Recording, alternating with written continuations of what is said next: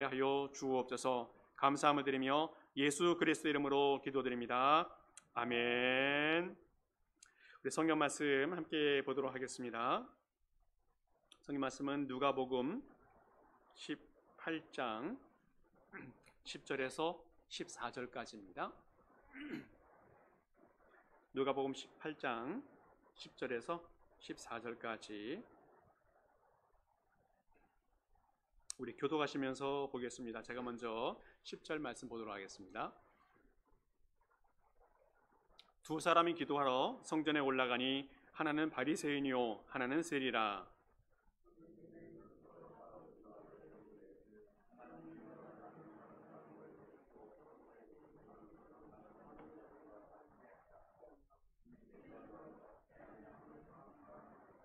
나는 일에 2번씩 금식하고 또 소득의 11조를 드리나이다 하고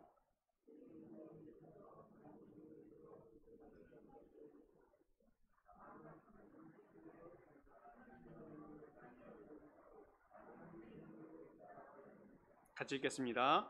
내가 너희에게 이르노니 이에 저 바리새인이 아니고 이 사람이 의롭다 하심을 받고 그의 집으로 내려갔느니라.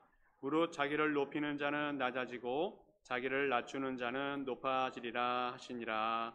아멘. 저는 매일 저녁마다 저녁 식사를 하고 나서 꼭 하는 일이 있는데 이제 뉴스를 보는 겁니다. 많은 분들이 그렇게 하겠지만 그래서 뉴스를 틀어봅니다. 미국의 지역 뉴스, 또 지역의 미국의 전국의 뉴스가 뭐 있나, 또 한국의 뉴스도 이렇게 보면서 1시간 반 정도 이상을 이렇게 뉴스를 보는 것 같아요. 그리고 이제 궁금한 내용이 있으면 뉴스에 관계된 어떤 해설들을 또 찾아서 보면서 정확한 내용을 좀 파악해 보려고 노력하고 있습니다. 뉴스를 보면서 제 마음속에 꼭 기준이 몇 가지가 있어요.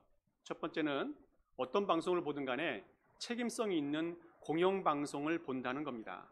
왜 그런가 하면 어떤 뉴스에 대해서 정확한 정보를 받아야 되기 때문에 그래요.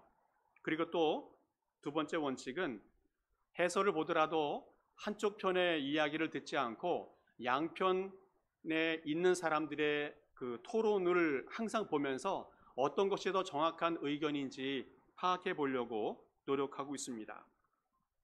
그리고 또 하나는 뉴스를 보다 보면 항상 비판적인 생각들이 많이 생기게 되어지는데 그 비판적인 생각을 상대방이 아니라 나에게 적용해 보려고 노력하고 있어요. 뉴스에 제일 많이 나오는 사람이 대통령인데 대통령에 대한 비판적인 생각이 안 들 수가 없지만 그 사람의 비판적인 생각이 아니라 내가 비판받을 것이 무엇이 있는가에 대해서 많이 생각을 하게 되어집니다.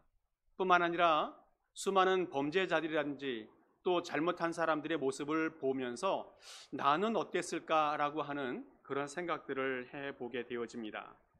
그러면서 제 마음속에 느껴진 것은 뭐냐면 모든 사람은 죄인이라는 겁니다.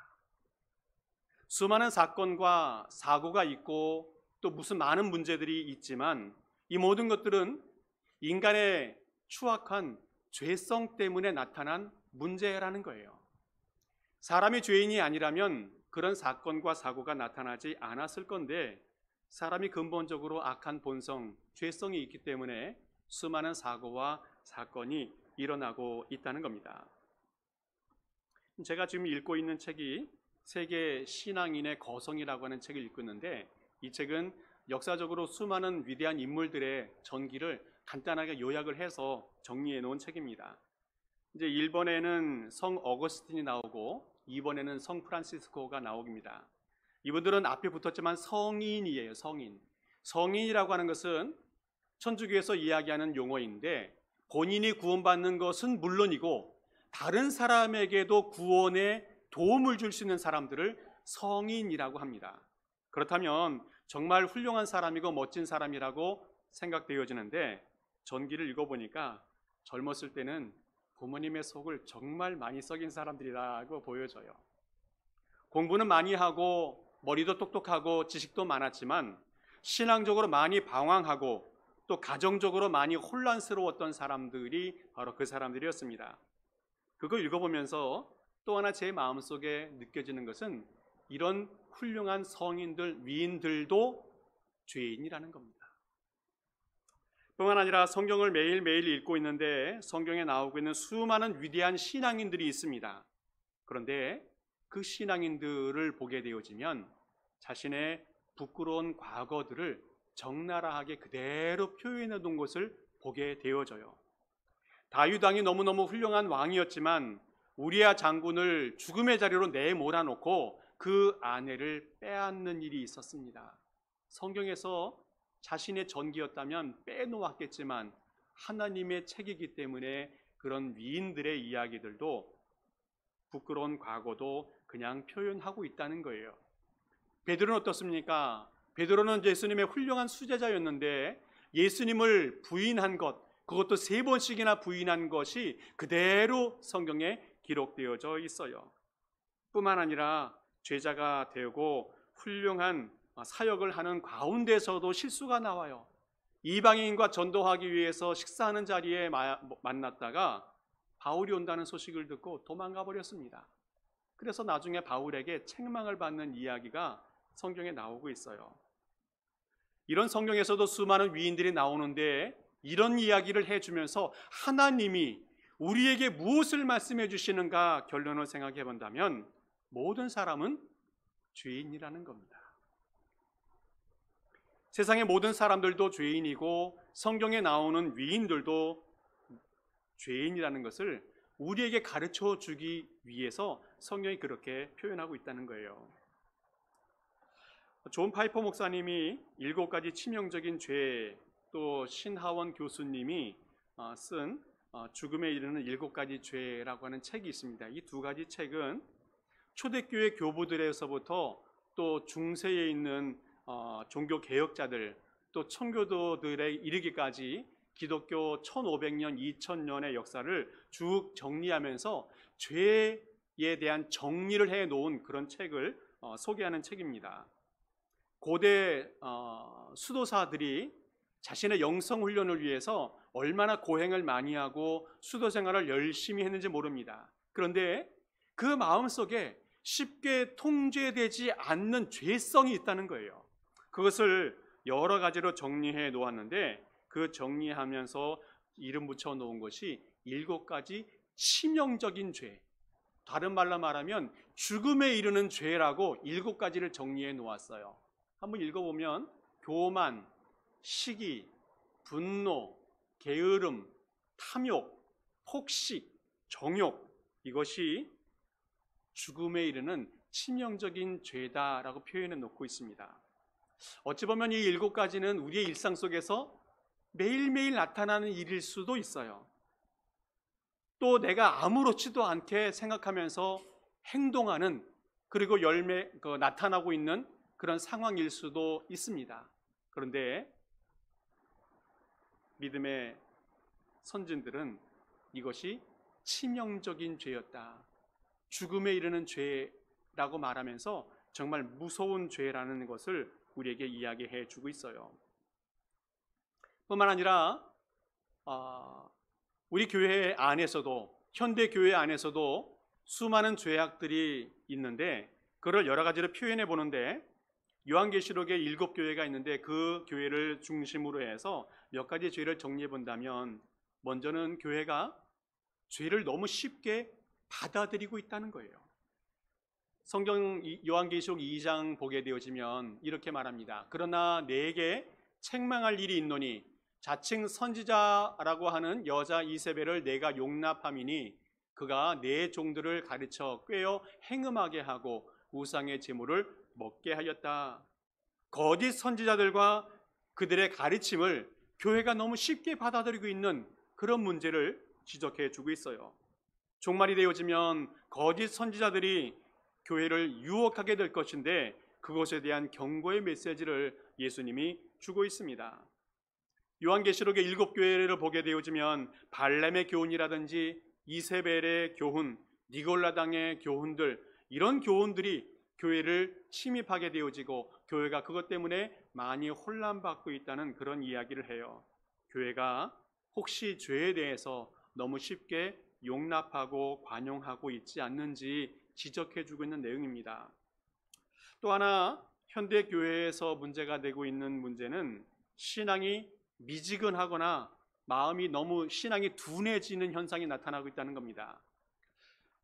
라오디게아 교회가 부자 교회로 인정받게 되어졌는데 현대 교회도 너무너무 부자가 되어지고 또 현대를 살아가는 사람이 너무 풍요롭다 보니까 더 이상 필요한 것이 없어서 신앙이 점점 미지근해지고 있는 현상을 이야기해요.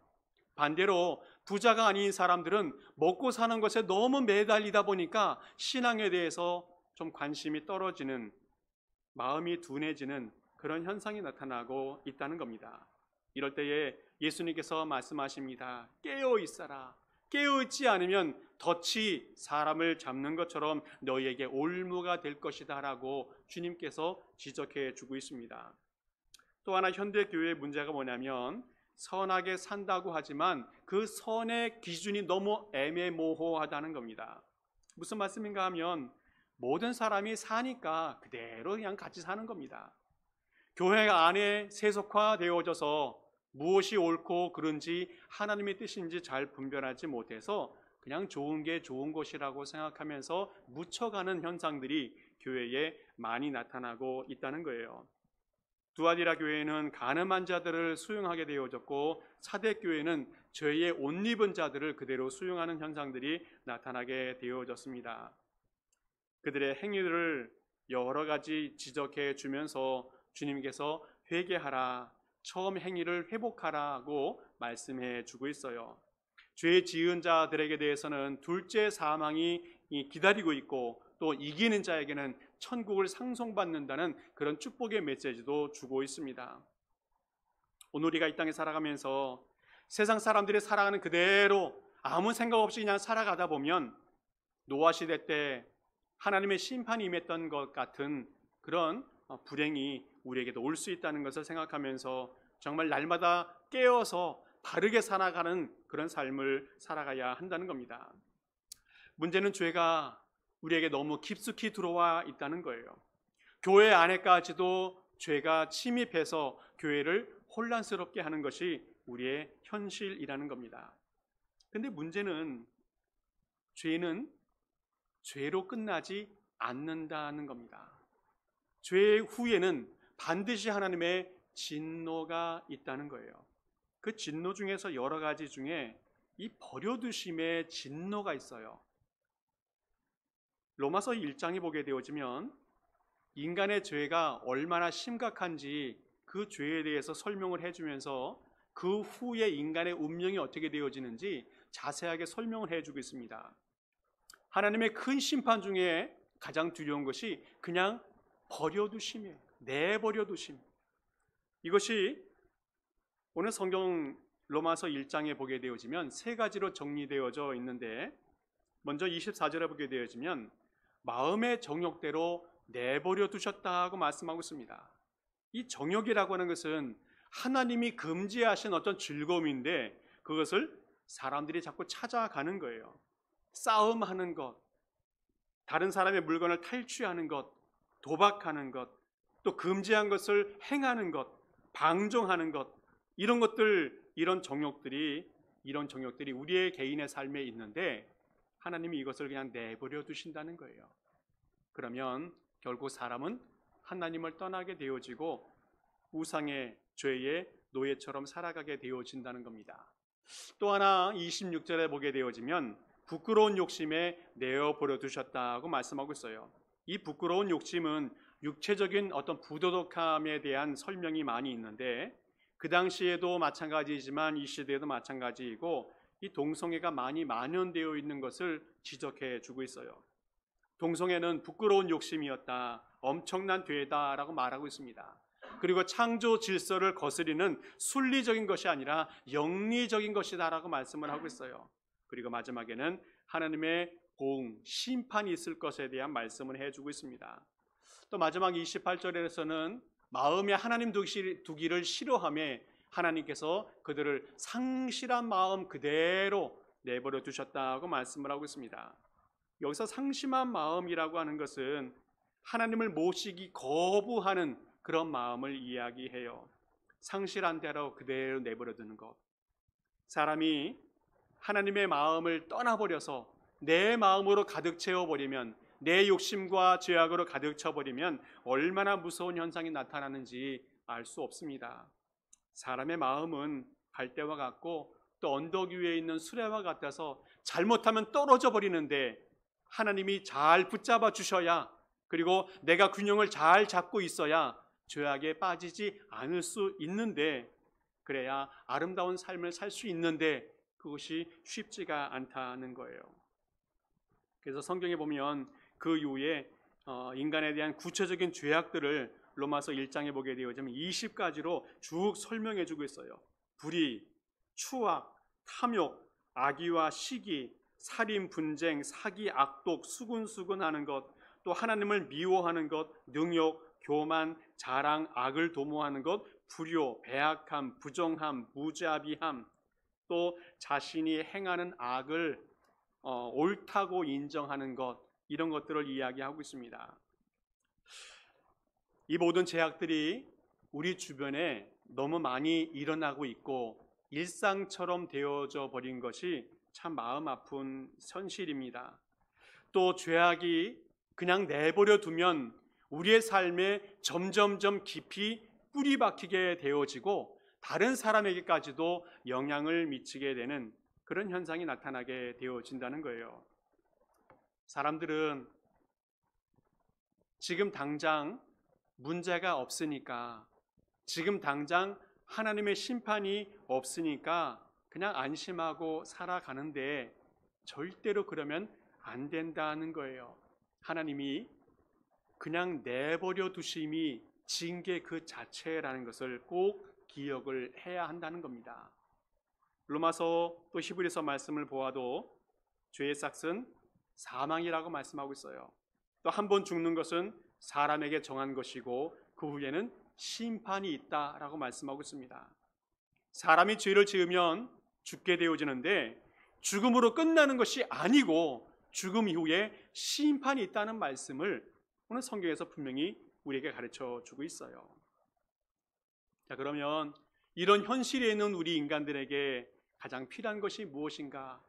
죄 가운데, 심판 가운데 있는 우리 인간들에게 필요한 것이 무엇인가? 하나님의 은혜가 필요하다는 겁니다. 오늘 성경 말씀 누가복음 18장에 보게 되어지면 바리새인과 세리 두 사람의 기도가 나오고 있습니다. 바리새인은 이렇게 기도해요. 자신은 다른 사람들 곧 토색, 불의, 간음하는 자들과 같지 아니하고 저 세리와도 같지 않은 것에 대해서 감사하는 기도를 드려요. 반면에 세리는 감히 눈을 들어서 하나님을 바라보지도 못하고 가슴을 치면서 회개하면서 이렇게 기도합니다. 13절 말씀에는 하나님이여 불쌍히 여기소서 나는 죄인으로소이다. 14절에 예수님께서 두 사람에 대해서 이렇게 평가합니다. 저 바리새인이 아니고 이 사람 세리가 의롭다 하심을 받고 그의 집으로 내려갔다라고 말씀하고 있습니다. 오늘 여기서 우리는 중요한 것을 파악하게 됩니다. 예수님이 어떤 눈으로 평가하시는가, 예수님은 어떤 기준으로 사람을 평가하시는가에 대해서 자세하게 볼 수 있습니다. 세리가 의롭게 되었다라고 말씀하고 있는데 정말 세리가 의로운 삶을 살았기 때문에 의로웠다라고 말씀하시는 것이 아니라는 거예요. 세리의 기도의 기준은 무엇이었는가 하면 하나님의 자비하심이었고 하나님의 은혜였다는 겁니다. 하나님의 자비와 하나님의 은혜를 붙들고 기도하였기 때문에 세리는 하나님에게, 예수님께 의인이었다라고 인정을 받았다는 거예요. 세리는 자기 자신이 죄인인 것을 알았어요. 그리고 고백했어요. 그랬더니 예수님께서 십자가 은혜로, 십자가 보혈로 그를 치료하셨고 의인으로 대우해 주셨다는 겁니다. 근데 반대로 바리새인은 자신이 죄인인 줄 몰랐어요. 그리고 자신의 의를 믿었고 자신의 행위를 의지하다가 결국 소망이 없는 그런 인생이 되어져 버렸습니다. 바리새인은 자신의 의를 의지하면서 기도를 드렸고 세리는 하나님의 은혜와 예수 그리스도의 십자가를 붙들고 의지하면서 기도를 드렸어요. 어거스틴은 이런 말합니다. 세상에는 두 종류의 죄인이 있다. 세상에는 두 종류의 죄인이 있다. 한 부류는 자기가 죄인인 줄 모르는 죄인이 있고, 다른 부류는 자기가 죄인인 것을 아는 죄인이 있다라고 말합니다. 바리새인은 자신이 죄인인 줄 모르는 죄인이었고, 세리는 자신이 죄인인 것을 아는 죄인이었다라고 말합니다. 우리 모두는 다 하나님 앞에 심판받아야 될 그런 죄인이었습니다. 에베소서 말씀 속에서도 허물과 죄로 우리가 죽었었던 사람이었다라고 말하고 있습니다. 우리가 이제 앞으로 어떻게 살아야 할지에 대한 그런 말씀들을 드린다면, 이제 내가 주님 앞에 죄인인 것을 고백하는 사람이 되어져야 된다는 겁니다. 나는 죄인입니다. 나는 죽은 시체와 같습니다. 나를 살려주십시오. 내게 은혜를 베풀어 주십시오라고 하는 기도가 우리 입술에 나타나야 한다는 거예요. 우리가 예수님 앞에 단독자로 서게 될 때에 우리는 비로소 죄인인 것을 알게 되어집니다. 베드로도 갈릴리 바다에서 많은 물고기를 잡게 해 주셨을 때에 이렇게 고백합니다. 누가복음 5장 보게 되어지면 시몬 베드로가 이를 보고 예수의 무릎 아래에 엎드려 이르되 주여 나를 떠나소서 나는 죄인이로소이다.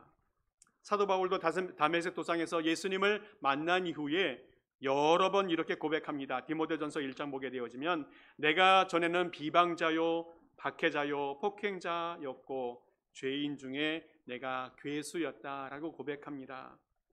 이런 고백이 자신을 드러내는 고백이고 부끄러운 고백일 수 있겠지만, 이 고백이 하나님 앞에서 소망이 있는 고백이라는 겁니다.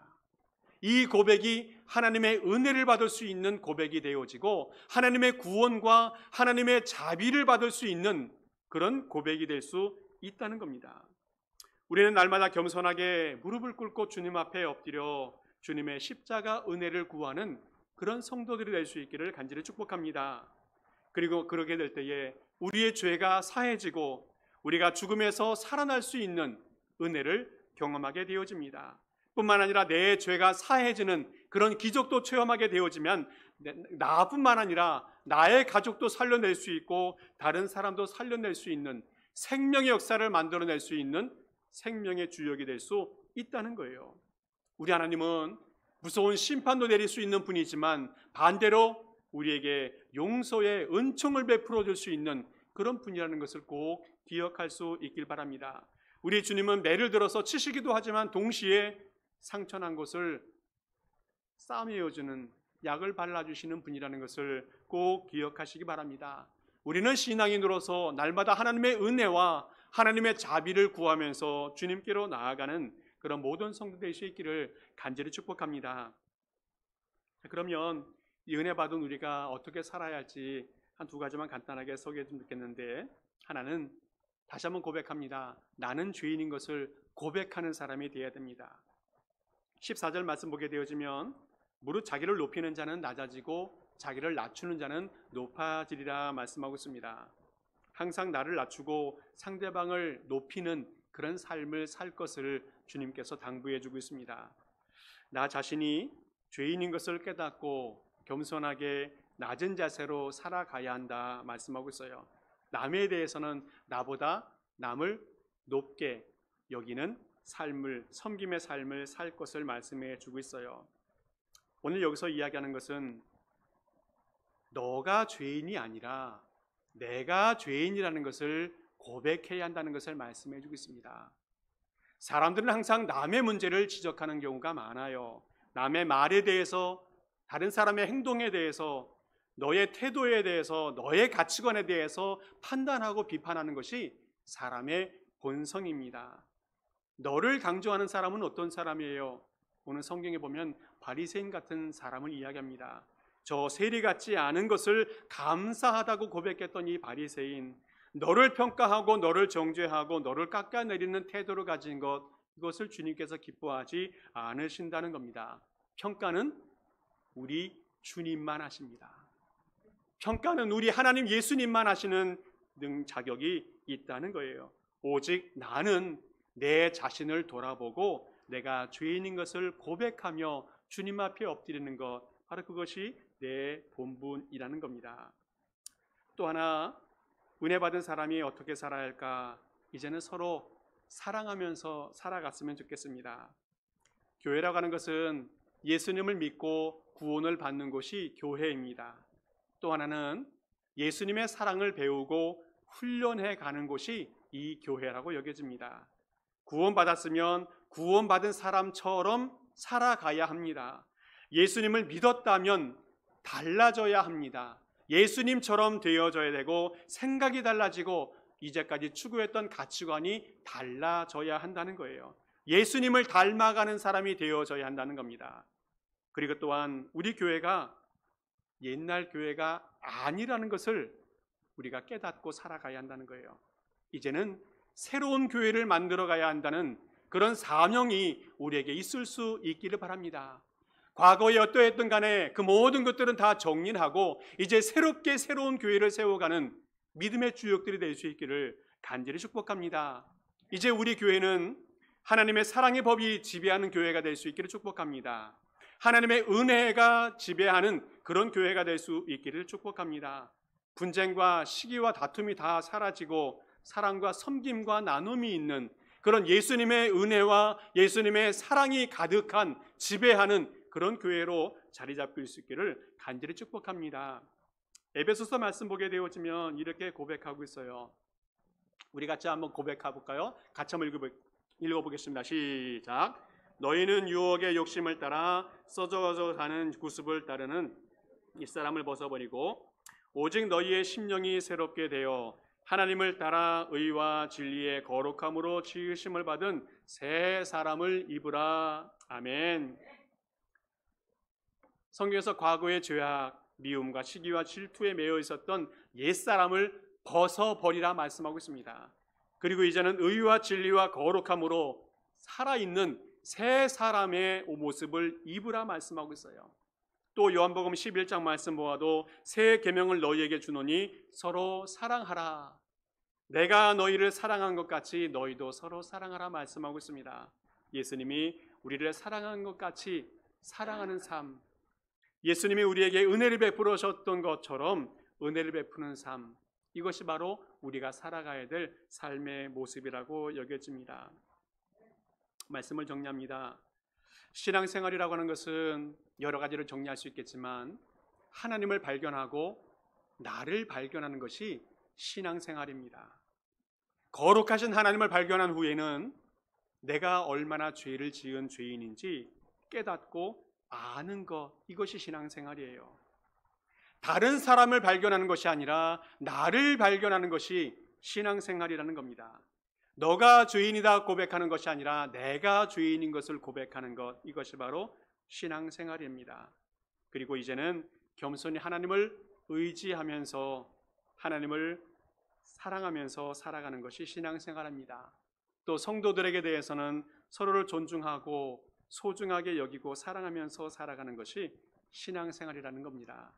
이제 우리는 앞으로 우리가 하나님에게 은혜 받은 죄인이라는 것을 깨닫고 또 우리가 사람들로부터도 용서함을 받고 사랑을 받아야 할 필요가 있는 그런 죄인이라는 것을 깨닫고 또 이것을 고백하면서 날마다 믿음으로 또 주님의 은혜로 살아가는 모든 성도 될 수 있기를 간절히 축복합니다. 함께 기도하겠습니다. 사랑과 은혜가 풍성하신 아버지 하나님, 우리는 우리의 죄와 허물로 죽을 수밖에 없었던 죄인이었음을 고백합니다. 그러나 예수 그리스도의 은혜로, 십자가 은혜로 용서받았고 구원받았음을 감사드립니다. 그래도 아버지 하나님, 매 순간마다 죄 가운데 살아가고 있는 우리 자신을 발견하며 주 앞에 고백드립니다. 나는 죄인입니다. 그리고 날마다 주님의 은혜를 구하며 살아가는 주의 백성들이 되게 하여 주옵소서. 그리고 이제는 서로를 사랑하며 살게 하시고 새 계명을 받아 새 사람이 되어 사랑의 삶을 살아가게 하여 주시옵소서. 감사를 드리며 예수 그리스도의 이름으로 기도합니다. 아멘.